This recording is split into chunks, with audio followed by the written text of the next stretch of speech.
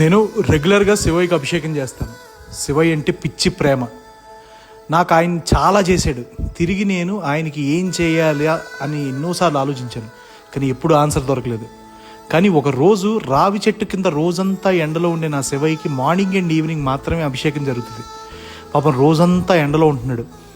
నేను అభిషేకం చేయటానికి వెళ్ళి ఒకసారి తాకి చూస్తే పసిబిడ్డకి జ్వరం వచ్చినట్లు కాలిపోతుంది లింగం అంతా. ఆ వేడికి నా మనసు కరిగి కళ్ళలో నీళ్లుగా మారి. అప్పుడు అనిపించింది ధారాపాత్ర పెడితే ఎలా ఉంటుంది అని. అప్పుడు మా పూజారి శివం గారిని అడిగా, పెట్టచ్చా అండి ఇది అని. అంటే ఆయన ఒక డిజైన్ గీసిచ్చారు, దానికి తగ్గట్టే తయారు చేయించాం. అది అక్కడ పెట్టినప్పుడు ఏదో ఒక తండ్రికి తన జీతంతో కొడుకు పట్టుబట్టలు కొంటే ఎంత ఆనందంగా ఉంటుంది.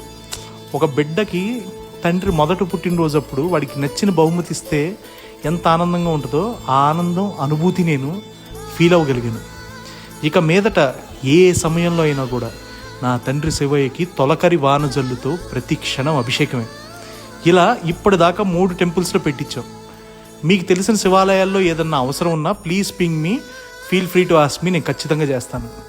ఎప్పుడైనా గుడి బాగుంటే దేశం బాగుంటుంది. ఎందుకంటే ఒక గుడి రోజుకి కొన్ని వందల మందికి అన్నదానం పెట్టే అమ్మ. అలా అన్నం పెట్టి ఆకలి తీరుస్తూ గుడి. రోజు అంతమంది అక్కడ అభిషేకం చేస్తున్న ఆలోచన నాకు మాత్రం కలిగేలా చేసిన నా తండ్రి మహాదేవుడికి ఏమిచ్చి రుణం తీర్చుకోగలను నేను? మనస్ఫూర్తిగా హర హర మహాదేవ అని చెప్పడం తప్ప.